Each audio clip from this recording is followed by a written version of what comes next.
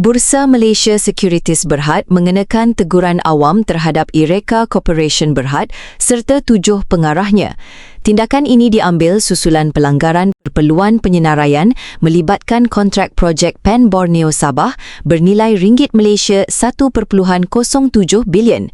Ireka didapati gagal membuat pengumuman yang tepat dan lengkap berhubung surat penganugerahan projek Fasa 1B pada 8 Oktober 2024. Bursa Malaysia menjelaskan syarikat itu tidak mendedahkan struktur subkontrak berlapis termasuk penglibatan Syaraka Construction Sendirian Berhad sebagai penerima ketiga projek tersebut. Selain itu, LOA masih tertakluk kepada kelulusan JKR dan MTD Construction serta bergantung kepada pembiayaan. Antara yang dikenakan tindakan termasuk bekas pengarah urusan kumpulan Datuk Muhammad Hasnul Ismar Muhammad Ismail dan timbalan pengarah urusan kumpulan Chairil Muhammad Tamil masing-masing ringgit Malaysia 100,000.